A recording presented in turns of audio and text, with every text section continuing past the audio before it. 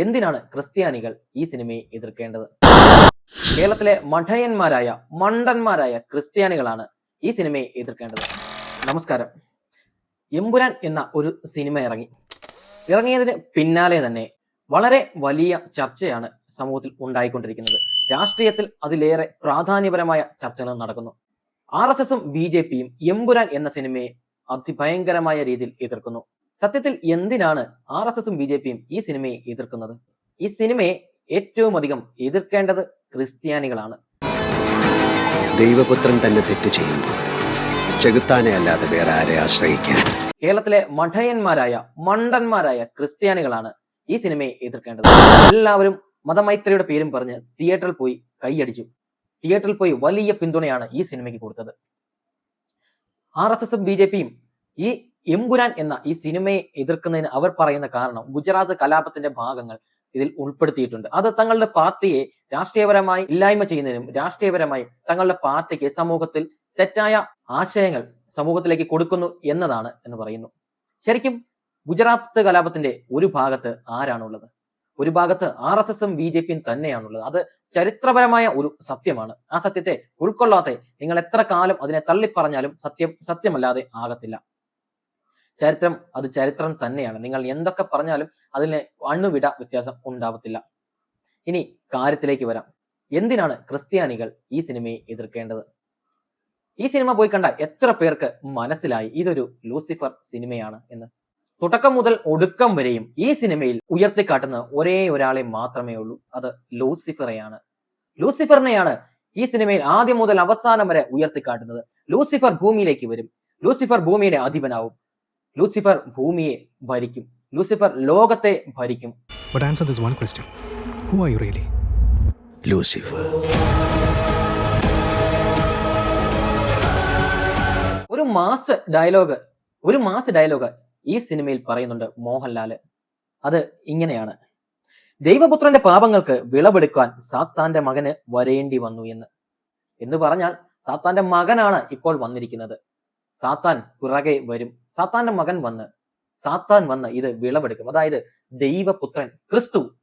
ദൈവപുത്രനായ ക്രിസ്തു ചെയ്ത തെറ്റുകളുടെ ഫലത്തിന്റെ വിളവെടുക്കാൻ സാത്താൻ വരുമെന്ന് ആദ്യം മുതൽ അവസാനം വരെയും കുരിശിനെ നിന്ദിക്കുന്ന പരിപാടിയാണ് ഈ സിനിമയിൽ കാണിക്കുന്നത്.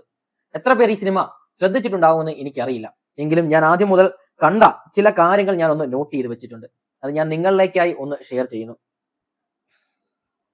ഒന്നാമത്തെ, ഈ സിനിമയുടെ ടീമിന്റെ അല്ലെങ്കിൽ പൃഥ്വിരാജും സംഘത്തിന്റെ കൃത്യമായ പ്ലാനിംഗ് ആണ് ലൂസിഫർ 2 L2 എന്ന ഈ സിനിമ കേരളത്തിലടക്കം ഈ രാജ്യത്തിൽ റിലീസ് ആവുമ്പോഴത്തേന് വലിയ ചർച്ചാ വിഷയമാകണമെന്നും ഈ സിനിമയിലെ കുറച്ച് ഭാഗങ്ങൾ കട്ട് ചെയ്യണമെന്നും അങ്ങനെ ഒരു വലിയ കോൺട്രവേഴ്സി ഉണ്ടാവണമെന്നും ഇത് പൃഥ്വിരാജിന്റെ കൃത്യമായ തീരുമാനങ്ങളാണ്. പൃഥ്വിരാജിന്റെ കൃത്യമായ പ്ലാനിങ് തന്നെയാണ്. അല്ലാണ്ട് സ്വാഭാവികമായിട്ട് ഉയർന്നു വന്നിരിക്കുന്ന യാതൊരു ചർച്ചയെ അല്ല ഇന്ന് കേരളത്തിലടക്കം രാജ്യത്തടക്കം നടക്കുന്നത്.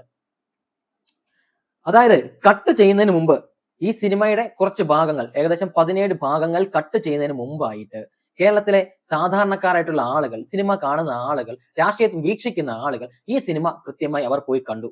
ഇത് കട്ട് ചെയ്തതിന് ശേഷം സംഘികളും BJPക്കാരും ഒക്കെ ഈ സിനിമ പോയി കാണും. ഞങ്ങൾ ആഗ്രഹിക്കുന്ന രീതിയിലുള്ള കട്ട് നടന്നിട്ടുണ്ടോ, ഞങ്ങളുടെ പാർട്ടിക്ക് എതിരായിട്ടുള്ള കാര്യങ്ങൾ കട്ട് ചെയ്തിട്ടുണ്ടോ എന്ന അന്വേഷണവുമായി ഈ സംഘികൾ പോയി ഈ സിനിമ ഇന്ന് മുതൽ പോയി കാണും. ഇന്ന് തിങ്കളാഴ്ചയാണ്. ഇന്ന് മുതൽ ഈ സിനിമ പോയി കാണും. ഞാൻ ഇത് ഇന്നലെ പോയി കണ്ടായിരുന്നു. അതായത് കട്ട് ചെയ്തതിന് മുമ്പും ആളുകൾ കാണും, കട്ട് ചെയ്തതിന് ശേഷവും ആളുകൾ കാണും. അതായത് ചെകുത്താന്റെ വരവിനെ, ഭൂമിയെ ഭരിക്കുവാനുള്ള ചെകുത്താന്റെ വരവിനെ എല്ലാ ജനങ്ങളെ കൊണ്ടും കാണിക്കുക എന്നതാണ് ഈ സിനിമ നിർമ്മാതാക്കളുടെ, ഈ സിനിമയുടെ പ്രൊഡ്യൂസർ, അതുപോലെ തന്നെ ഈ സിനിമയുടെ ഡയറക്ടർ പൃഥ്വിരാജിന്റെ തീരുമാനമാണ് ഇത്.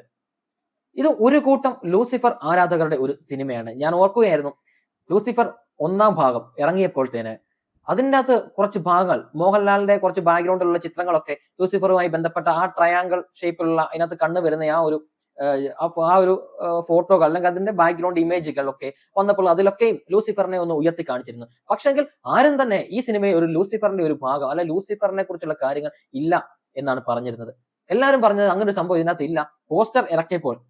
സിനിമയുടെ പോസ്റ്റർ ഇറക്കിയപ്പോഴത്തേന് അതിനെക്കുറിച്ച് അവര് വൈറൽ കണ്ടന്റുകൾക്ക് വേണ്ടിയിട്ട് ക്രിയേറ്റ് ചെയ്തതാണ് എന്നാണ് പറഞ്ഞത്. പക്ഷെങ്കിൽ ഈ സിനിമ നമ്മൾ കാണുമ്പോൾ, കൃത്യമായ നിരീക്ഷണങ്ങളിൽ കൂടി ഈ സിനിമയെ കാണുമ്പോൾ അടിമുതൽ മുടി വരെ ലൂസിഫർ ആണ് ഈ സിനിമയിൽ. ഒരുപക്ഷെ ഈ കാര്യങ്ങളൊക്കെ പറഞ്ഞതിന് ശേഷം എനിക്ക് എന്തെങ്കിലുമൊക്കെ സംഭവിക്കാം, പക്ഷെ എനിക്കത് പ്രശ്നമില്ല. സാക്ഷാൽ ക്രിസ്തുവിനെതിരായി, കുരിശിനെതിരായിട്ടുള്ള കാര്യങ്ങളാണ് ഈ സിനിമയിൽ ചെയ്തിരിക്കുന്നത്. അതിനെ സമൂഹത്തിൽ തുറന്നു കാണിക്കുന്നതുകൊണ്ട് എനിക്ക് എന്ത് സംഭവിച്ചാലും എനിക്കത് പ്രശ്നമേ അല്ല. അതായത് ഈ സിനിമയിൽ തുടക്കത്തിൽ തന്നെ ഒരു ഫൈറ്റിംഗ് സീനാണുള്ളത്. ആ ഫൈറ്റിംഗ് സീനുള്ള ഒരു പള്ളിയിൽ വെച്ചിട്ടാണ്. ഗുജറാത്ത് കലാപവുമായി ബന്ധപ്പെട്ട ഒരു സീനുകൾ ഈ സിനിമയുടെ ആദ്യം കാണിക്കുമ്പോൾ എന്തുകൊണ്ട് അത് പള്ളിയിൽ വെച്ച് തന്നെ അതിന്റെ ഒരു രംഗം ഷൂട്ട് ചെയ്യണം? അത് ഏതെങ്കിലും ഒരു അമ്പലത്തിന്റെ വാതിക്കലോ അല്ലെങ്കിൽ ഏതെങ്കിലും ഒരു മുസ്ലിം പള്ളിയുടെ വാതിക്കലോ കാണിച്ചാൽ പോലും ക്രിസ്ത്യൻ പള്ളിയുടെ അവിടെ ഈ സിനിമ ഷൂട്ട് ചെയ്യേണ്ട, ഈ സിനിമയുടെ ഒരു ആക്ഷൻ രംഗം ഷൂട്ട് ചെയ്യേണ്ട കാര്യമില്ലായിരുന്നു. പക്ഷെങ്കിൽ അവിടെ ഷൂട്ട് ചെയ്തേ മതിയാകത്തുള്ളൂ. അതിന്റെ കാരണം ആ പള്ളിയിൽ വെച്ച് ഈ സിനിമ ഷൂട്ട് ചെയ്യുമ്പോഴത്തേന് കുറച്ച് പോലീസുകാർ ഈ പള്ളിക്കുള്ളിലേക്ക് കടന്നു വരും. പഴയ പള്ളിയാണ്, ഉപയോഗശൂന്യമായി കിടന്ന. അപ്പൊ ഈ പള്ളിയിലേക്ക് പോലീസ് കടന്നു ചെല്ലുകയാണ്. ഇതിനകത്ത് വലിയ ഡോണുകൾ തമ്മിൽ ചർച്ച നടക്കും. അപ്പൊ ഇവരെ ഫിനിഷ് ചെയ്യുക എന്നൊരു അർത്ഥത്തോടു കൂടി രാജ്യത്തെ പോലീസ് കടന്നു ചെല്ലുകയാണ്. കടന്നവർ കയറി ചെല്ലുമ്പോൾ തന്നെ അവിടെ വലിയ ബോംബ് സ്ഫോടനം ഉണ്ടാവുകയാണ്. ഈ ബോംബ് സ്ഫോടനം ഉണ്ടായി കഴിയുമ്പോൾ തന്നെ പള്ളിയുടെ മുകളിൽ നിന്ന് ഒരു വലിയ കുരിശ് നേരെ താഴേക്ക് പതിക്കുകയാണ്. ഒരു വലിയ കുരിശ് നേരെ താഴേക്ക് പതിക്കുന്നു. കുരിശിന്റെ രണ്ട് ഭാഗങ്ങൾ അടർന്നു പോകുന്നു. അടർന്നു പോയിട്ട് എൽ ഷേപ്പിൽ കുരിശിന്റെ ഒരു ഭാഗം നിലനിൽക്കുന്നു. കുരിശ് നേരെ തലയും കുത്തി വീണ് കഴിയുമ്പോൾ സാത്താന്റെ കുരിശിന്റെ ഒരു ഷേപ്പായി. സാധാരണ താഴോട്ട് നീളത്തിൽ വന്ന് ഇങ്ങനെയാണ് കുരിശ് വരുന്നത്. ആ കുരിശ് നേരെ തല തിരിച്ചു വെച്ച് അതിൽ പാമ്പ് ചുറ്റിക്കിടക്കുന്ന ഒരു സിമ്പലാണ് സാത്താൻ ആരാധകരുടെ, അല്ലെ സാത്താനെ സേവിക്കുന്നവരുടെ അവർ ഉപയോഗിക്കുന്ന കുരിശ്.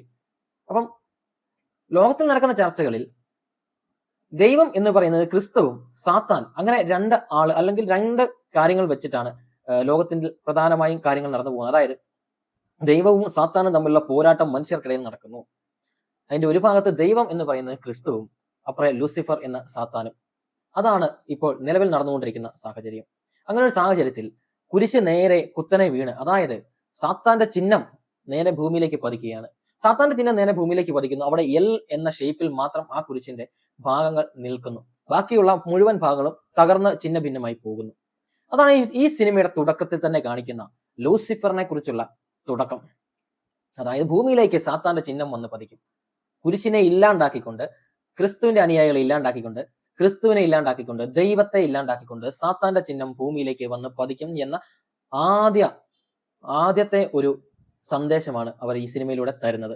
ഇനി അടുത്ത ഭാഗത്തേക്ക് കടന്നു ചെല്ലുമ്പോഴത്തേന് കുറച്ച് ഡയലോഗ്സുകൾ, കുറെ അധികം ഡയലോഗ്സുകളും അതിനകത്തെ കുറെ കാര്യങ്ങളൊക്കെ ഇതിൻ്റെ അകത്തുണ്ട്. സിനിമ അടിപൊളി മേക്കിംഗ് ആണ്. സിനിമയുടെ മേക്കിംഗ് വളരെ ഭംഗിയായി തന്നെ ഉണ്ട്. നമ്മൾ ഇതുവരെ കണ്ടിട്ടുള്ള സിനിമകൾ പോലെയല്ല, ഒരു ഹോളിവുഡ് സിനിമയുടെ ഒരു എല്ലാ ഫീലും ലഭിക്കുന്ന രീതിയിലുള്ള ഒരു സിനിമയാണ് സംഭവം.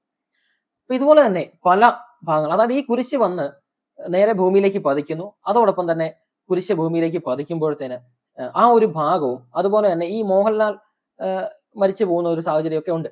അപ്പോൾ ഇതിനു ശേഷം മോഹൻലാൽ വീണ്ടും ഉയർത്തെഴുന്നേറ്റ് വരുന്ന ഒരു കാര്യങ്ങളൊക്കെ ഉണ്ട്. അതിൻ്റെ അകത്ത് മോഹൻലാൽ ഒരു കാട്ടിൽ ചെന്ന് ഭയങ്കര യുദ്ധമാണ് നടക്കുന്നത്. യുദ്ധം നടക്കുന്നത് തൊട്ട് മുമ്പായിട്ട് ഒരു മരം പുറകിൽ കത്തുകയാണ് ഒരു മരം. ആ മരം കത്തുമ്പോഴത്തേന് ആ മരം കത്തുന്നതും ഈ കുരിശ് താഴേക്ക് വീഴുന്ന ഒരു ട്രാൻസ്ഫോർമേഷൻ അതിൻ്റെ അകത്ത് കാണിക്കുന്നുണ്ട്. കുരിശ് താഴേക്ക് വീഴുന്നു, കുരിശ് കത്തുന്നു, പെട്ടെന്ന് ട്രാൻസ്ഫർ ചെയ്തിട്ട് അത് മരത്തിലേക്ക് ആക്കുന്നു. അതായത് ഈ കുരിശ് കത്തുമ്പോഴും അതിനു മുൻപിൽ ലൂസിഫറായി മോഹൻലാൽ നിൽപ്പുണ്ട്. അത് ട്രാൻസ്ഫർ ചെയ്ത് മരത്തിൽ തീ കത്തുമ്പോഴും അതിനു മുമ്പിൽ ലൂസിഫർ നിൽപ്പുണ്ട്. കുരിശ് കത്തിക്കുന്നതിനും ഇതിനൊക്കെ മുമ്പിൽ ലൂസിഫർ തന്നെയാണ് മുൻപിൽ നിൽക്കുന്ന എന്ന സന്ദേശമാണ് നൽകുന്നത്. ഇത് കുറച്ച് കാര്യങ്ങൾ. ഇതിനകത്ത് കബൂക്ക എന്ന ഒരു ഡോൺ ഉണ്ട്. കബൂക്കയോട് മോഹൻലാൽ എന്ന ലൂസിഫർ പറയുന്ന ചില ഡയലോഗുകൾ നരകത്തിൽ വെച്ച് കാണാം. സാധാരണ നമ്മൾ സിനിമകളൊക്കെ ഇവനെ കൊല്ലുന്നതിന് മുമ്പ് പറയുന്നത്, ഒരാളെ കൊല്ലുന്നതിന് മുമ്പ് നമുക്ക് സ്വർഗത്തിൽ കാണാം എന്ന് പറയുന്നത്. പക്ഷെ കൃത്യമായി ഇതിൽ പറയുന്നത് നമുക്ക് നരകത്തിൽ വെച്ച് കാണാം കബൂക്ക എന്ന് പറഞ്ഞ് കൊല്ലുകയാണ്.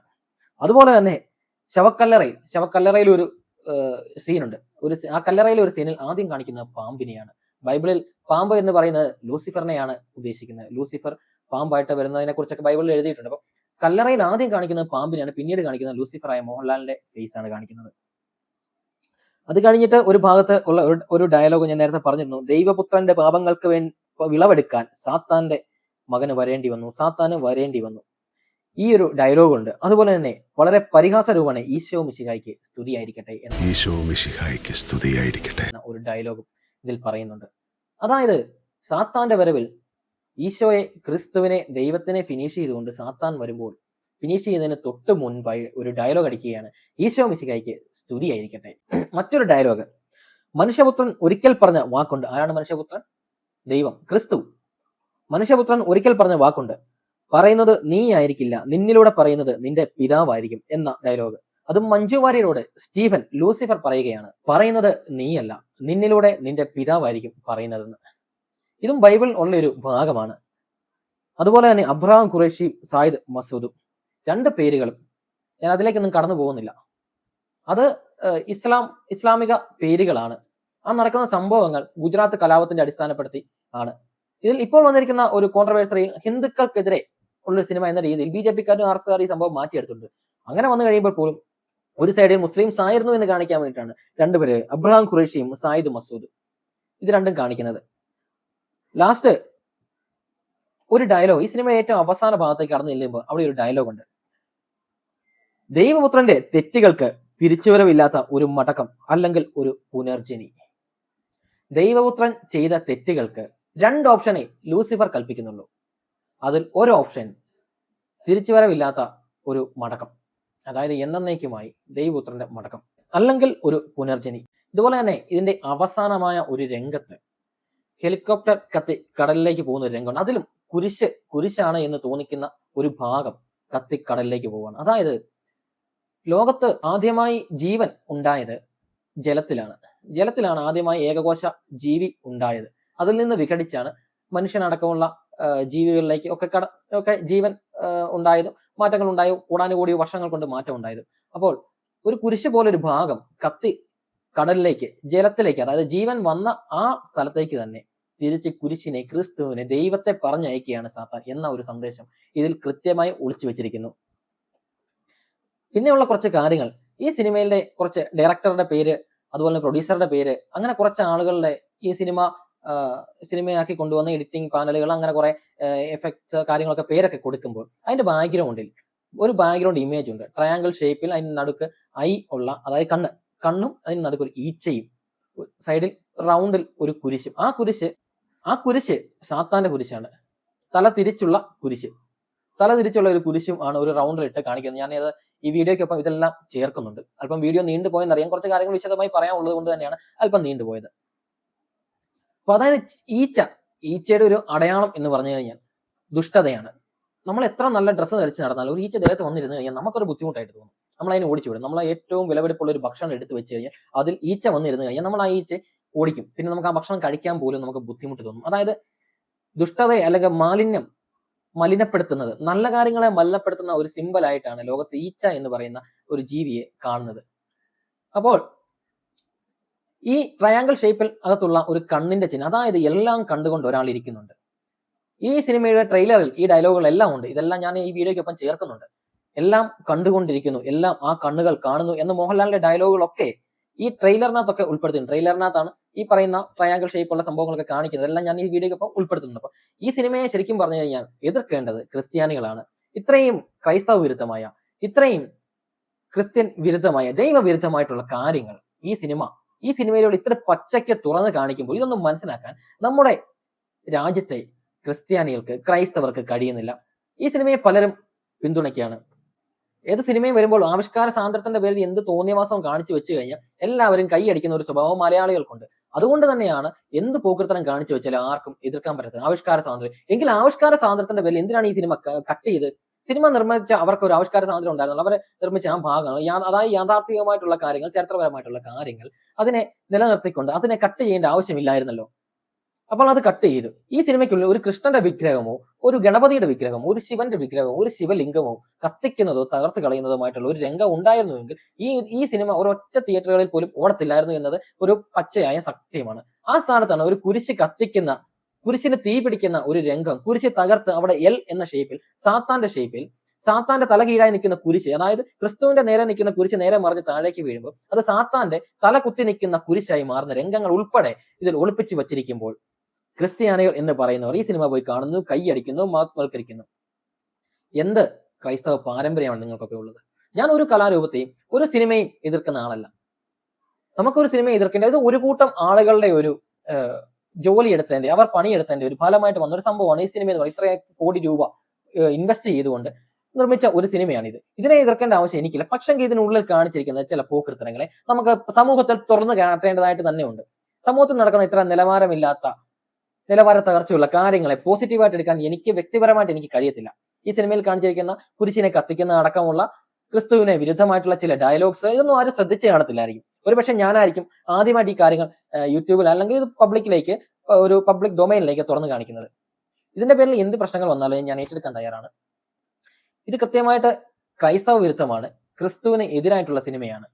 കുരിശിനെ തകർക്കുന്നതും കുരിശിനെ കത്തിക്കുന്നതുമായിട്ടുള്ള ചിത്രങ്ങൾ ഭാഗങ്ങൾ ഈ സിനിമയിൽ വരുമ്പോൾ തിയേറ്ററുകളിൽ ഇരുന്ന് കൈയടിക്കുന്നവർക്ക് ഒരു വലിയ നമസ്കാരം. ഈ സിനിമ കാണാത്ത ക്രൈസ്തവരായിട്ടുള്ളവർ ഈ സിനിമ പോയി കാണണം. എന്ത് അതായത് BJPയും അല്ലെങ്കിൽ ക്രിസ്ത്യാനികൾക്കെതിരായിട്ട് എന്തെങ്കിലും കാര്യം ഏതെങ്കിലും ഒരു വിവരമില്ലാത്ത ഒരു മുസ്ലിം ഒരു കാര്യം പറഞ്ഞിട്ടുണ്ട് എങ്കിൽ ഉടനെ കത്തോലിക്ക സഭ ഓടിച്ചെന്ന് ഈ മുസ്ലിമിനെ അങ്ങ് വലിച്ചു കീറുകയാണ്. കത്തോലിക്ക സഭയിലെ എല്ലാവരും ഇല്ല, ഒരു വിഭാഗം കാസ എന്ന് പറയുന്ന ഒരു സംഘടന ഓടിച്ചെന്ന് വലിച്ചു കീറുകയാണ് ചെയ്തുകൊണ്ടിരിക്കുന്നത്. കാസയിലെ ആരും ഈ സിനിമ കണ്ടില്ലേ? കുരിശ് കത്തിക്കുന്ന രംഗങ്ങൾ, കുരിശ് താഴേക്ക് വീണ് തകർന്ന് സാത്താന്റെ ലൂസിഫറിന്റെ കുരിശായി നിൽക്കുന്ന രംഗങ്ങൾ അടക്കമുണ്ട്. ഇതൊന്നും കാസ കണ്ടില്ലേ? മുസ്ലിംസുമായിട്ടൊരു പ്രശ്നം എപ്പോഴും ഉണ്ടാകുവാൻ വേണ്ടി കാസ നിലനിൽക്കുന്നു. ഇത്തരം കാര്യങ്ങൾ കണ്ടിട്ട് കാസായിക്ക് കണ്ണടച്ച് നിൽക്കാനാണ് കാസായിക്ക് സാധിക്കുന്നത്. ഏതായാലും BJPക്കാരെയും RSSകാരെക്കാട്ടിലും ഏറ്റവും കൂടുതലായിട്ട് ഈ സിനിമ എതിർക്കേണ്ട ആളുകൾ ക്രൈസ്തവരാണ്, ക്രിസ്ത്യാനികളാണ്. പക്ഷെങ്കിൽ അവർക്ക് ഇതൊന്നും തിരിച്ചറിയാൻ പോകാതെ വരുന്നതാണ് ചില സാത്താൻ അനുകൂലികളുടെ സന്തോഷവും. അവർക്ക് കൂടുതൽ കാര്യങ്ങൾ സാത്താനുമായി ബന്ധപ്പെട്ട കാര്യങ്ങൾ ജനങ്ങളിലേക്ക് എത്തിച്ചു കൊടുക്കാനും കഴിയുന്നത്. പൃഥ്വിരാജിന്റെ കഴിഞ്ഞ കുറെ അധികം സിനിമകൾ എല്ലാത്തിലും തന്നെ ലൂസിഫറിനെ മോശമായി കാണിച്ച് അവസാനം അവനെ നായകനാക്കി മാറ്റി അവനെ വലിയ പുണ്യാത്മാവാക്കി മാറ്റി കാണിക്കുന്ന ഒരു രീതിയാണ് കഴിഞ്ഞ കുറച്ച് സിനിമകളായി പൃഥ്വിരാജിന്റെ സിനിമകൾ കണ്ടുവരുന്നത്. അതുകൊണ്ട് എനിക്ക് വ്യക്തിപരമായി ഈ സിനിമയെ അംഗീകരിക്കാൻ കഴിയത്തില്ല. അതുകൊണ്ട് ചില നഗ്നമായ സത്യങ്ങൾ, ഞാൻ മനസ്സിലാക്കിയ ചില സത്യങ്ങൾ നിങ്ങൾക്ക് മുന്നിൽ തുറന്നു കാണിക്കുന്നു. നന്ദി, നമസ്കാരം. Public speaker Justin പുൽശ്ശേരി.